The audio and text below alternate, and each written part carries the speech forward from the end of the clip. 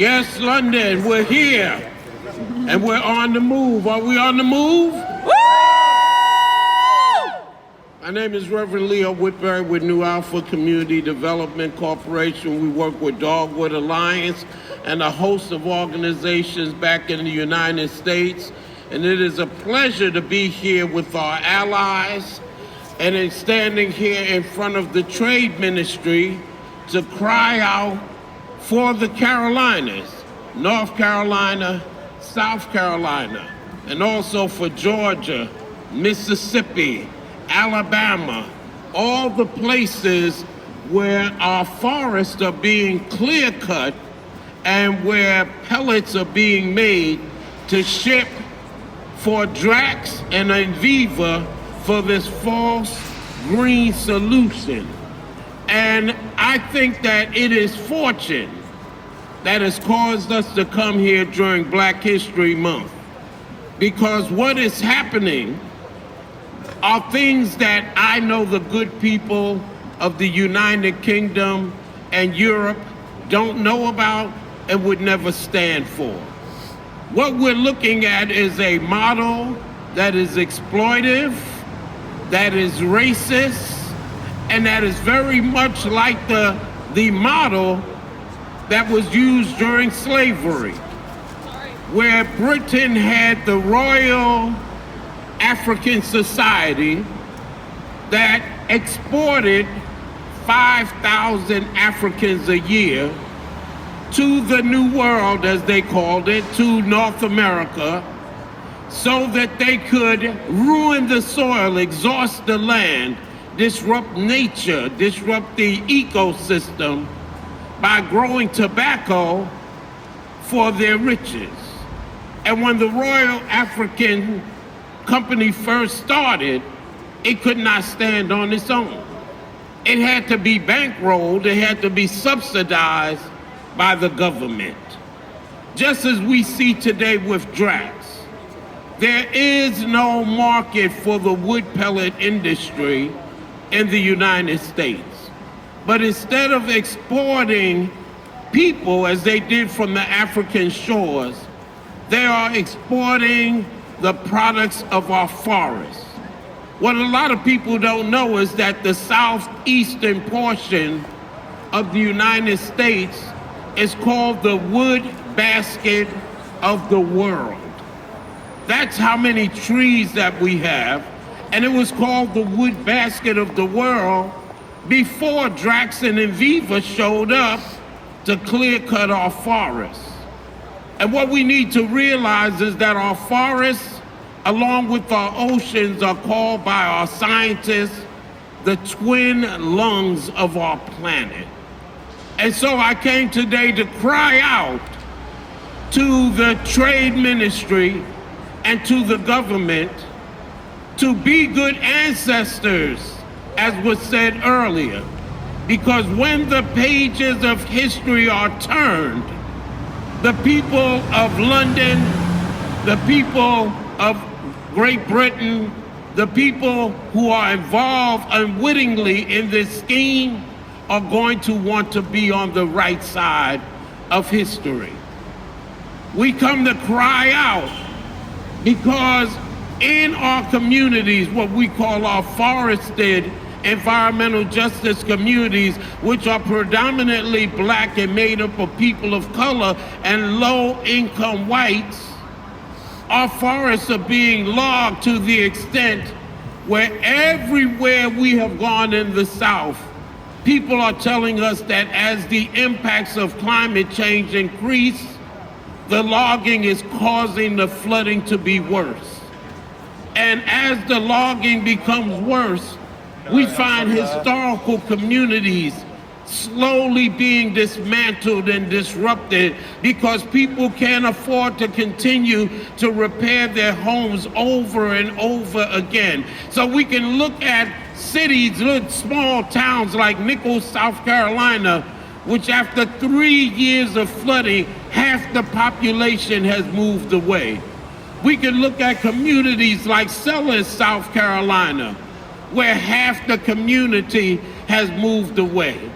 We can look at historical communities like Britain's Neck, South Carolina, incorporated in 1790, and where the battle for freedom during the American Revolution was fought not only by whites but also by slaves, and which was captured in the movie The Patriot, where Mel Gibson played. This was where part of that battle was fought. And now we find that in this community, within the last 6.5 years, that 3 times 2,000 people have had to be evacuated because of the floods and because of the mold that are in homes. People are getting respiratory problems because of the mold in the elementary school. It had to be shut down, and now small children have to be bused 45 minutes one way every single day just to go to their classes. But that's not it by itself.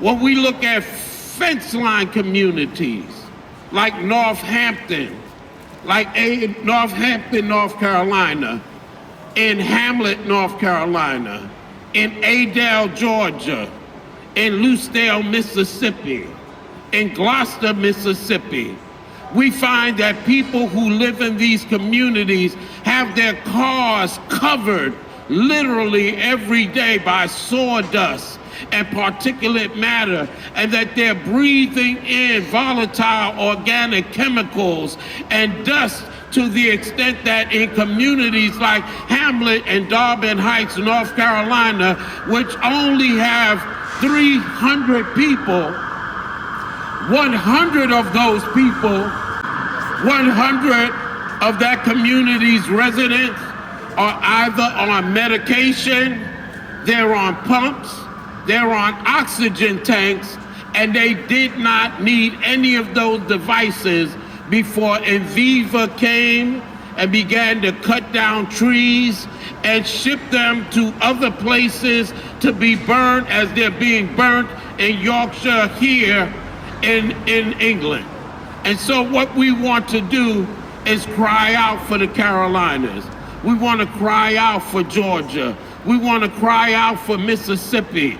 We want to cry out for North Carolina, for South Carolina, and say no more, that we cannot burn our trees. 700 scientists have sent letters to Congress saying that scientifically this is a false solution, that scientifically we are releasing more carbon by cutting down trees. We're releasing more carbon by producing wood pellets. We're releasing more carbon by burning these pellets than we are by having solar energy, geothermal, wood turbines.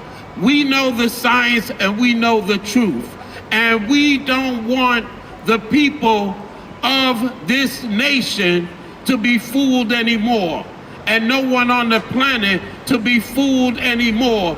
And instead of fueling our homes with false solutions, let's fuel our homes with things like sunlight, things like wind, things that are life-giving, life-affirming. And we call on all people of faith, because the Pew Research study told us that 84% of the people on this planet describe themselves as people of faith.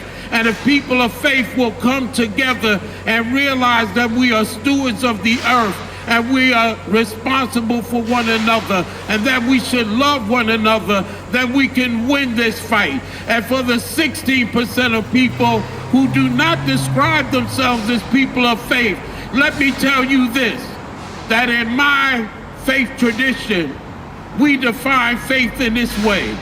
Faith is the substance of things hoped for, the evidence of things not seen. So if you are hoping for a better world, even if you don't see the evidence, then you too are a person of faith. And we all need to come together right now and say no to wrecking our forests, no to destroying our ecosystem, no to ruining our biodiversity, No to racism. No to extraction. No to exploitation. No to Drax. No to burning trees. No, no, no, because we don't want no burning trees. We don't want no burning trees. We just want clean energy. We just want clean energy. We don't want no burning trees. We don't want no burning trees. We just want clean energy. We just want clean energy. We don't want no burning trees. We don't want no burning trees. We just want clean energy. We just want clean energy. Stop Drax. Stop Drax. Stop Drax. Stop Drax. Stop Drax. Stop Drax. No subsidies. No No subsidies. subsidies. No subsidies. No subsidies. No subsidies. We don't want no burning trees. We don't want no burning trees. We just want clean energy. We just want clean energy. We don't want no burning trees. We don't want no burning trees. We just want clean energy. We just want clean energy. Stop Drax. Stop Drax. Stop Drax. Stop Drax. Stop Drax. Stop Drax. No subsidies. No subsidies. No subsidies. No subsidies. No subsidies. No subsidies. If you're with me, if you stand with me, if we stand together in unity and we realize that if we put justice first, if we stand together on any issue, that when we achieve justice, then we have won. So if you stand with me, let me hear you say, justice first. Justice first. Justice first. Justice first. Justice first. Justice first. And we shall win. On to Westminster, on to victory.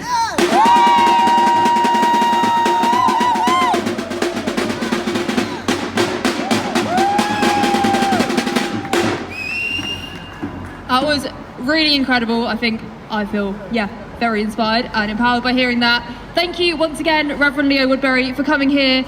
Varys Woodberry, Loretta, we're so grateful to have you here. So thank you so much. And I think it's up to us to act in solidarity with these communities that are being poisoned with our money, by our government, by corporations here in this country. It's up to us to stop them and act in solidarity with these communities. Give out one more time for these incredible people.